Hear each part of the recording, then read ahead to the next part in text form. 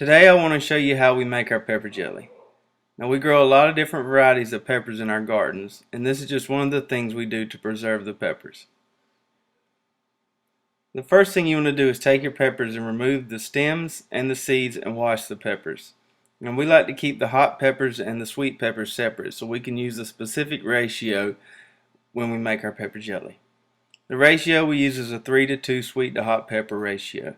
Now you can change this up and make it sweeter or hotter if you like, but this is the ratio we found that we like the best. Once you have your peppers stemmed, seeded, and clean, put them in a blender and pulse the blender to dice up the peppers. Do this in small batches so you maintain a consistent size with the diced peppers. Now this particular recipe calls for 5 cups of diced peppers.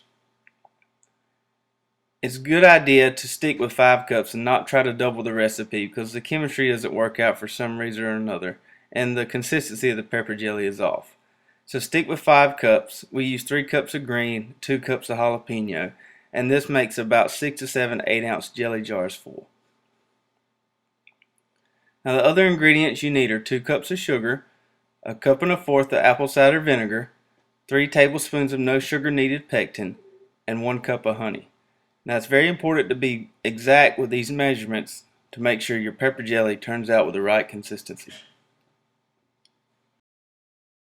Once you have all your ingredients ready, take your 5 cups of diced peppers and your apple cider vinegar, add that to a pot, and bring it to a boil. Once it's boiling, you can add your no sugar needed pectin in slowly and gradually while stirring it in. Bring that mixture to a boil and then you can add in your honey and your sugar. Now you want to make sure you get all the honey added in because the honey is a very key ingredient here. If you don't have enough honey, sometimes the pepper jelly will not have the right consistency at the end. After adding the honey and sugar, you want to bring the mixture to a boil that can't be stirred down and stir it while boiling for 3 minutes.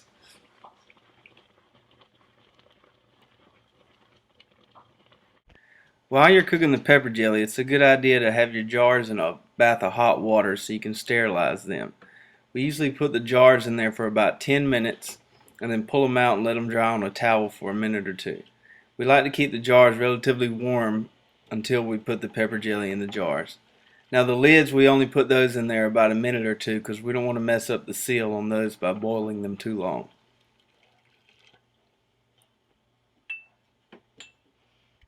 We take our hot jars and put them in one end of the sink and then our pepper jelly mixture in the other end, and we ladle in the pepper jelly mixture into the jars. Now we want to leave about a 1/4 inch of head space in the top of each jar.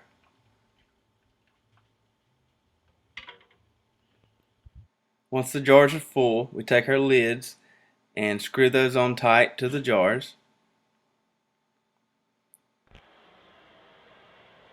And then the final step is to seal the jars by putting them back in the hot water bath. We boil these for 10 minutes and then take them out, let them sit overnight, and we check the seals. As long as the seals are tight and the lid doesn't move up and down when you push down on it, the pepper jelly is good. And it'll be ready to eat in about a couple weeks.